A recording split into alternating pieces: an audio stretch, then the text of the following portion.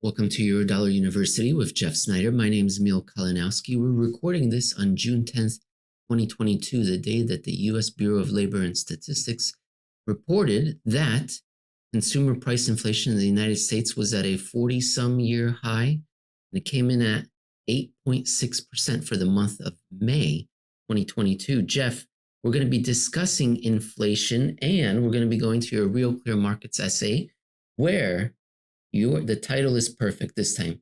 CPIs aren't the economy and they're not inflation. We're going to go back in time to early 2022 and we're going to explain what happened that got consumer prices up so high at the time, where we are now, and you make a very rare prediction, Jeff. You don't make predictions, but you do in this article, and you believe that we're going in a certain direction because of certain reasons, and we're going to reveal that to the audience. But Jeff, where should we begin? Basically, yeah, go ahead. You know where you want to start. I'm going to say, let me make another prediction right here, right now. I'm going to predict that the YouTube comment section and some of the other podcast comment sections are going to be alive with comments. I mean, how can you say 8.6% CPI, highest in 40 some years? How is this not inflate? You guys don't understand. If you don't know you don't know what the hell's going on. I mean, I can hear the angry clicks of keyboards all across the world right now saying, what the hell's wrong with you people? My favorite. So that's my prediction. We're going to get a lot of crap for this. My favorite is when someone says that if you guys went shopping, if you guys went grocery shopping, because apparently we're so rich that we can afford a staff to go grocery shopping, which is true. Of course, we've got a huge staff of people that does all that stuff for us, but we still have to pay for them and the goods. So I don't know. I've been accused of being a robot, so I don't go shop. I don't need to go shopping. I just need a little oil change every once in a while. So, yeah, no, look, what we're saying, we're not saying that consumer prices aren't going up. We're saying they're going up for very different reasons. And it's not an argument of semantics. It's not an argument of convenience. It's a categorical difference. And that categorical difference is how this ends up, how it plays out over time. And it's if it's inflation, it ends up differently than if it's consumer prices being pushed higher for other reasons. Several months ago, maybe 9 months ago now, Jeff, I don't know, 6 months ago, I came up with the term monetary inflation, which you rebel against because you believe that I hate that. People should know that inflation is always and everywhere a monetary phenomenon, and therefore it's associated with money. Pernick has told us that, Mr. Greenspan told us that, Milton Friedman told us that. It's associated with the expansion and contraction of money. But unfortunately, as with some of the other words that we use in our day-to-day language that have lost touch with the original meaning, the original intent, we now conflate inflation with consumer price increases. So, I just got a message from, who is it? The Federal Reserve. Go off the air is the message. And we're going to be talking about, they're going to be a part of this story. But basically, Jeff, when you say inflation, you're referring to the expansion of the economy, expansion of money, not consumer prices, which are separate. Necessarily. Right. Not necessarily. Sometimes they coincide and sometimes they do not. We talked about the example in the early 1950s, the late 1940s, and how we had consumer price inflation increases, and then we had inflation, but not necessarily at the same time. Yeah, and I think that's part of the problem too, Emil, and I think we'll get into that a little bit here as well, not too much though, is that the Phillips curve is in this discussion as well. It's been shoved into this discussion ever since the late 1950s when A.W. Phillips discovered a modest relationship between wage prices in the UK and consumer prices. And that's been over ever since. The Phillips curve has become doctrine among certain economics, certain brands of economics, where we conflate further an overheated economy with consumer price pressures too, which then causes this absolute ridiculous idea that we need to stomp the brakes on the economy when it's producing wage gains at the most robust rates, which is just, to me, is completely stupid, because that's the last thing you would want to do. But because, back to your original point here, because inflation has become so misunderstood, it's become so garbled in this technical neo-Keynesian econometric jargon, You understand why you need to use the term monetary inflation, because for the vast majority of the public, the CPI goes up. What's the damn difference? Well, what would be the difference? The difference would be because I mean, in one sense, there is no difference, and we're all suffering because of it. But in the other sense, if it's a supply shock, demand surge, demand bust, whatever it happens to be, supply demand imbalance, or perhaps fuel price increases due to wars or the inability to get food and wheat to places where they need to be for consumption, that makes sense. But then also, if it's an expansion of the economy, and if we're all earning higher and higher wages, then that consumer price increases might be expected to continue. But if the economy is suffering, as we believe they are, based on what we've seen on December 1st from the Eurodollar futures market from last year, reports from Target and Walmart canceling of new orders for new goods by Target, historic levels of inventory across the United States, then we suspect these consumer price increases may not be increasing or continuing at these rates, perhaps outside of oil or food, but the underlying goods economy, we're expecting a turnaround in them. Yeah, let's use the word. Let's say it. Transitory. Transitory. And the sad thing is, when you say the word transitory or temporary, most people believe, hey, that's a couple weeks, maybe a couple months at most. And here we are, what, a year and 3 months later, a year and 2 months when we talk about the data. How can it be transitory after 14 months? And what you just said is, I think, the really important part here is by classifying it as inflation or not inflation, what we're really doing is identifying the causes so that not only can we understand where it's coming from, but we know about how is it going to solve? How is it going to fix? How is it going to get fixed? Can it get fixed? What is it that's really going to happen here? We're not trying to conflate causes. Everybody wants to blame the Federal Reserve from printing too much money. Therefore, the Fed's doing its rate hikes and it's doing its quantitative tightening. Isn't that going to therefore solve the money printing? We don't want to get caught up in these mistaken impressions so that we understand what's actually happened and then what the consequences of that are. Let's go back in time. You do a great job in this article, which is titled CPIs Aren't the Economy and They're Not Inflation at Real Clear Markets, posted on the 10th of June. Let's go back in time. You step us through what happened. And let's go back to the beginning. We're going to start with the West Coast terminal. So you jump in anytime, Jeff. The unnecessary 2020 contraction, 1 in 5 longshoremen were let go, the CARES Act, Amazon.com. That all happened. Yeah. Go on. Yes. Remember, go back to 2020. They shut everything down. Everybody went home and stayed there for a while. And so you're on the West Coast, Long Beach and Los Angeles, it's really one big mega port, but the two main ports on the West Coast. And they said, this is a recession like any other ones. It's a little bit more severe, but because everything shut down, the economy shut down, we're not going to be getting a lot of inbound cargo. So layoffs. They laid off 1/5 of their entire workforce because why wouldn't they? The ships aren't coming. We don't need you to work on the docks because there's nothing going on the docks. And so for the first part of 2020, it was like any other recession, and that very severe. And talk about the CARES Act and how that's related to Amazon.com before we move to October 2020. Well, that's how we got to October 2020, because with the CARES Act, there was that first quote unquote helicopter. And I think we should probably clear up the maybe misidentification of the helicopter too, because most people we use the term helicopter. It doesn't apply money here. Right, which wasn't a helicopter money in the strictest sense because it wasn't printed money going into people's accounts.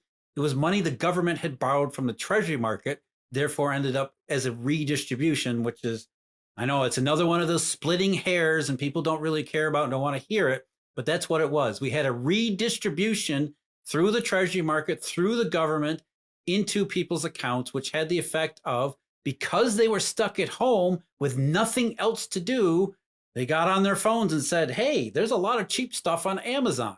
But buying cheap stuff on Amazon versus going out and doing things or even buying at brick and mortar stores meant a very different sort of goods working their way through the supply chain. You're going to buy on Amazon, chances are it's going to be made in China or somewhere in East Asia. and have to be shipped through those West Coast ports, which are now operating at least or 4/5 capacity when it comes to labor, as well as other underlying capacity shortages that go along with it. So everybody started buying online in the middle of 2020, when at that time, port officials had said in the years since they were not prepared for this. They were thinking if the economy is going to recover, it's going to recover in the way it always would before, which means we kind of go back to the way things were going, the way it was operating prior to 2019 or 2020 and 2019 and before. So all of a sudden, in the middle, we get to October 2020, it was a very, very different set of circumstances that nobody was prepared to deal with, especially since the pandemic, the lockdowns, the restrictions were still in place at those times. The move from brick and mortar to online shopping has been taking place. And if you look at the statistics, you can see it increasing, expanding gradually, no problem. But then during the pandemic, you could see a step change. So when you say no one was expecting it, it was a step change out of nowhere, a shocking move higher to online retail shopping. Jeff, let me go back in time to what you just said a moment ago. I just want to make sure we clarify this for any curious audience members or curious hosts. Helicopter money, we're saying that is literally printing cash, or not literally printing cash, but sending checks, making deposits to accounts without going to the Treasury market. It would be somebody in the Treasury Department phoning up the Federal Reserve or somebody and just saying, send these checks to all the people. And then somebody would ask, well, shouldn't we borrow it? And the US Treasury would say, meh, we're not going to do that. Is that a helicopter money drop officially? That would be, yes. Okay. In the traditional case that Milton Friedman talked about, the helicopter drop was physical cash. The Federal Reserve would just print stacks of physical cash. I mean, this is decades ago.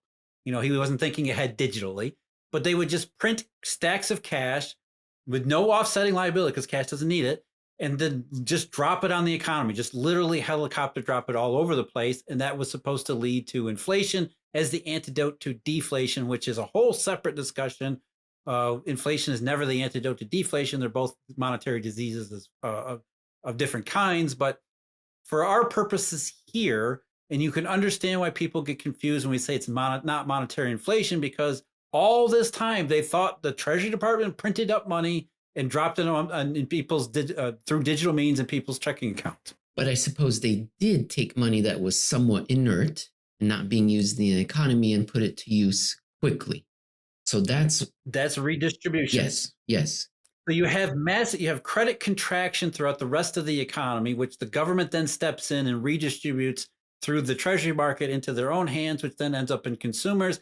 And there is a moral as well as small e economic argument that what they did was a good thing. That's not our purpose here today. What we're saying is this wasn't money printing. This was redistribution. And so we're getting into the supply shock part of it rather than genuine monetary inflation. October 2020, some 20% of longshoremen are not at work, something around there.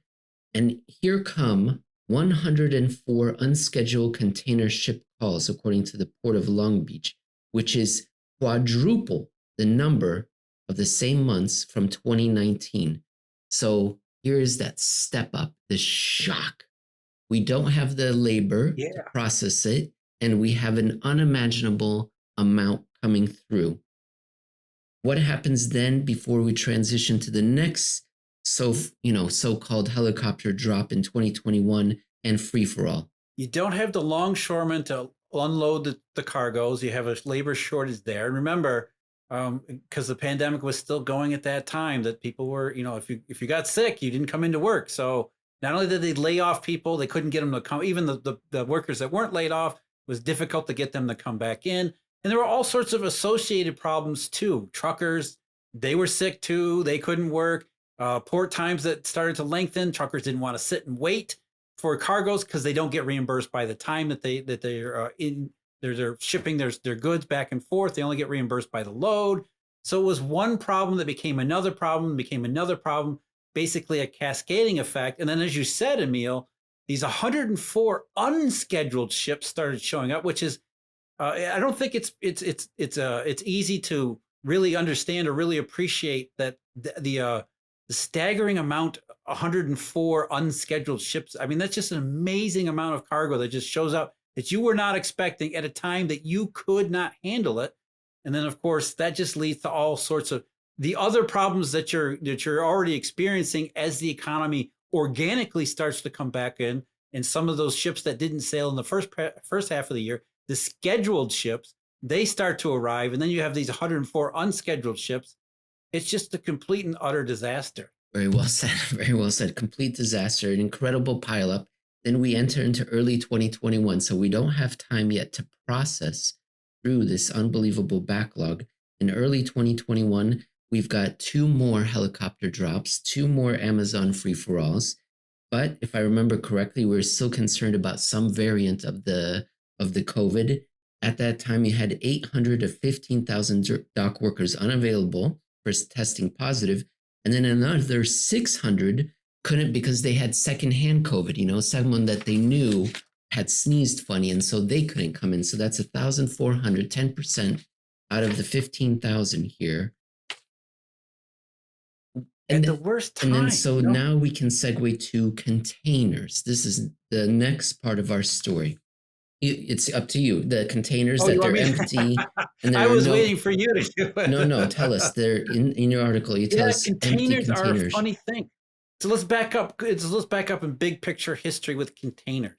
As many people, economic students know, and lamentably regret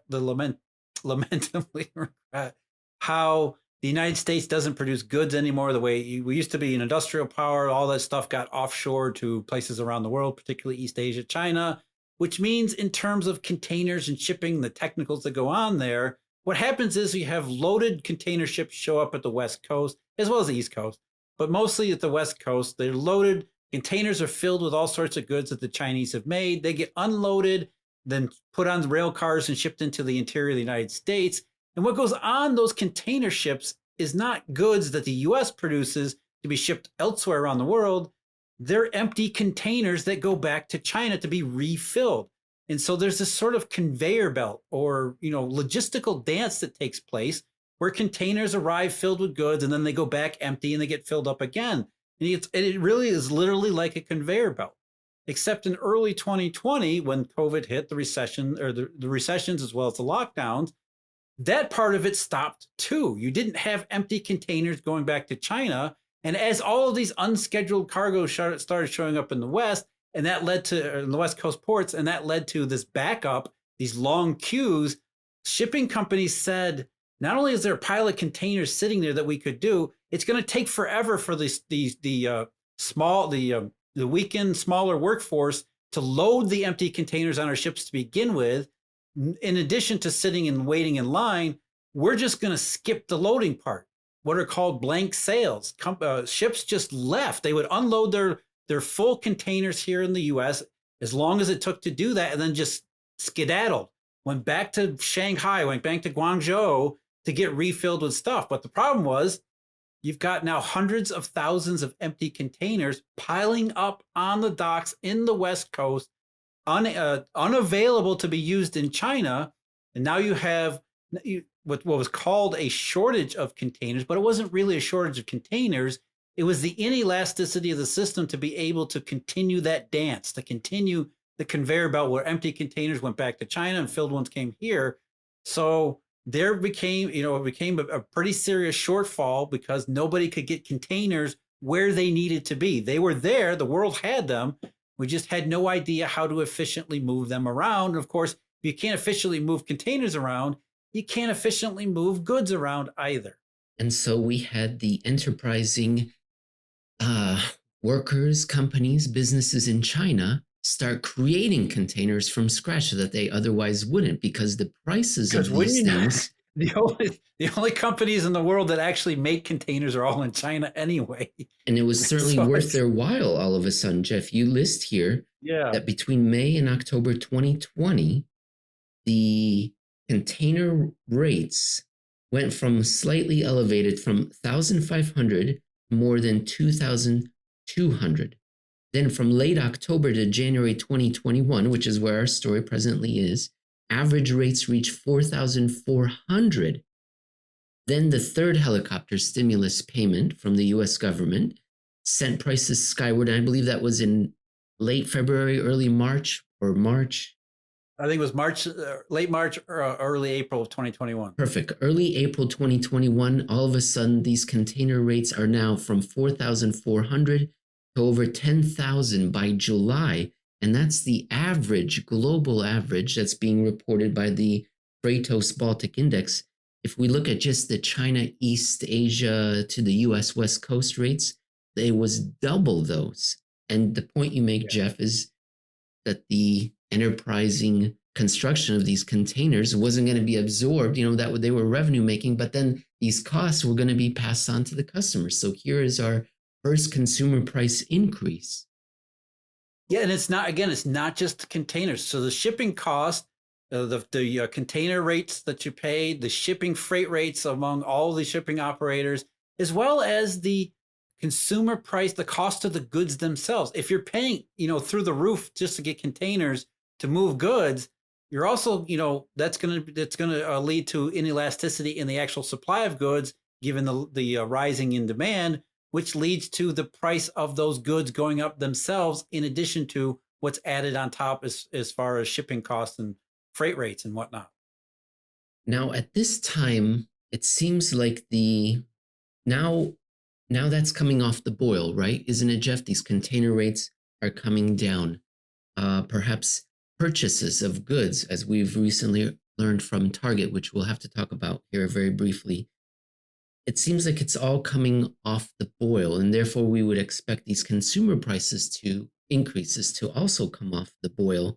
Maybe not oil and other things like that, but it seems like we're turning a corner towards slower economic activity. Other people will write that this has to do, including Freightos, they're writing that this has to do with what, Jeff? Some sort of pivot in the consumption pattern of American consumers, or perhaps the reopening of the Shanghai ports. What is it that they're saying this slowdown is being caused? Well, yeah, we've seen it not just in freight rates, but also Target, Walmart, some of the other retailers are starting to warn. You see the word recession being thrown around more liberally across the mainstream media for good reason. I mean, markets have been predicting this for quite some time already. But in terms of just specifically container rates peaked back last September and October because, ports and shipping companies figured out how to get some of those empties moving again. There was some unjamming of the supply log jams so that this wouldn't be completely elastic, but less inelastic across the supply chains, which meant there wasn't so much pressure on things like container rates, even though the flow of goods was still immense. Although a lot of that flow of goods ended up going into inventories we've talked about repeatedly. So the flow of goods got a little bit better. The conveyor belt, the dance of containers got a little bit better until around late February, early March, when something happened. Late February, early March, obviously, spike in oil prices, blame on the war in Russia. We had all that sorts of stuff go on in the financial markets in March, including the inversion in the Treasury curve, the 210s. That happened in March. And in terms of container freight rates, especially on the China, East Asia to West Coast U.S. Route, container rates have absolutely crashed. I think they're down by more than 50% from the peak and down by more than 40% since early March, including last week down 12% when expectations were that container rates would re-rise again because China had been reopening, which has led to this sort of hand-wringing semi-panic in the freight industry because, wait a minute, China reopened. We're supposed to be doing gangbusters again, at least until things work out. We're going to need to catch up because Shanghai's been closed. Ports have been closed over there, and it didn't happen.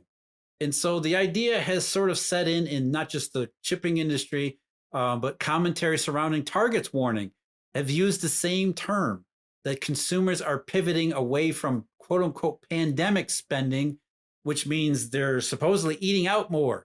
They're going to do the things they used to do in 2019 at the same levels they used to do in 2019. They're not sitting in front of their computer or their phones shopping on Amazon in the way they used to be. which, Emil, as you know, this is just a coping mechanism, a level of denial, which is really about something really changed in consumer spending overall when gas prices went through the roof, because that was really nothing more than this fragile, weak economy being burdened by one straw too many.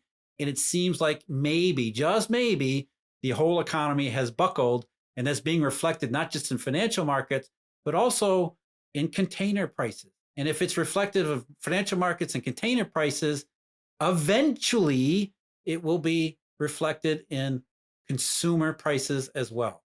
We have been talking about inventory levels being at extraordinary heights and at extraordinary growth rates for I don't know how many months now, 9 months. We've been talking about this, worried that should there ever be a slowdown in sales, that we could have a inventory liquidation cycle, recession perhaps. We talked about the warning that Walmart and Target gave, but we haven't talked about what Target announced in between our last video, and that was that they specifically identified inventory as being a problem. And in fact, they said that they have experienced a growth of about 18% from a year ago, worth $2 billion in inventory. And that if they look at 2 years ago, back to the third quarter of 2019, they have $3.5 billion in inventory growth, which is a 31% increase over a 2-year period, which is bananas. What were they thinking? And so what are they going to do, Jeff? They're going to be cutting prices to get rid of this inventory. You believe this is not a Target problem. This is an economy-wide problem. We're going to be seeing other countries, other companies doing this. And in one of your other articles here, you're saying, maybe we're going to be seeing this in other countries. We talked about German retail trade. Well, European retail trade came out sending the same message. It's falling. Same thing in Japan. Industrial production, industrial activity, retail sales over there. It's not just a US story, this slowdown that is taking place worldwide. And who agrees with you? None other than David Malpass, the head of the World Bank, who confessed recently, for many countries, recession will be hard to avoid. Yeah, so the bottom line here is that even though consumer price index in the U.S. 40-year high today reported 8.6%, Target is just the first of many that will come out and say we have to liquidate inventory, which means fire sales, prices going down across for a great deal of goods. As you said, not gasoline until demand really gets weak. We're going to see gasoline and oil prices continue to rise, especially with Europeans, cutting themselves off from Russian supplies, all that stuff, geopolitics. But yes, the CPI today was up to a 40-year high, 40-plus year high. But over the months ahead, I would anticipate that it's going to start to come down rather significantly, substantially, because we're seeing the inventory liquidation cycle begin right about now. So June data into July and going forward, as more retailers liquidate inventory, prices come down on lots of goods. Jeff, I don't think I did a great job conveying the message I wanted to the audience, so let me try again. I wanted this episode to say that we experienced a supply and demand shock that had nothing to do with the Federal Reserve, quote unquote, printing money, much how none of their activity since 2008 has led to consumer price increases. So that's what didn't cause the consumer price increase, just as we've seen for 20 years from Japan, not the central bank. The central government did redistribute money, but they never thought it was some sort of perpetual national emergency. They do not believe that we're in a global depression and have been in for 15 years. I remember when Franklin Roosevelt, I wasn't there at the time, but I remember reading how many executive actions, how many new laws were passed in the first 100 days. It blows President Biden and every other president out of the water. How much activity, for good or bad, fair enough, but he knew, and the Congress knew, there was a national emergency afoot. Here we see them redistribute that money once, twice, 3 times. Then they got bored, and that was it. We haven't seen anything else ever since. It wasn't. Yes. They didn't get bored. They got fooled. Again, the title of the article. The CPI is not the economy, but everybody thinks it is. And that's where this whole Phillips curve nonsense comes into it, because you conflate, oh, the CPI is at 8.6%. That must mean the economy is overheating. And so all of these government fools, these empty suits running around Washington thought, oh my God, we did too much. We did so much redistribution. It was enough. I mean, Larry Summers is a perfect example, telling her, see, I told you, you guys did too much. The economy recovered. Now it's overheated. Warren Buffett, we talked about Warren Buffett last year. Red hot economy. Everybody conflated the CPI with economic recovery, when the sad fact of the matter is, last Friday's labor report, we have fewer jobs in this country today than we did in February 2020, which was more than 2 years ago. And we're trying to fool ourselves into believing that's maximum employment.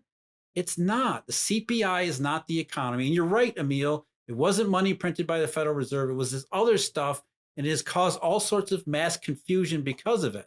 And so we're not saying the consumer prices didn't go up. We're saying that all these other things have happened, including, worst of all, the fact that the economy was never red hot and it never actually recovered, which means as all this temporary artificial stuff starts to come off the boil, as you said, it's coming off the boil not into a healthy situation, but into a very unhealthy situation of a system that hadn't recovered from the 2020 recession.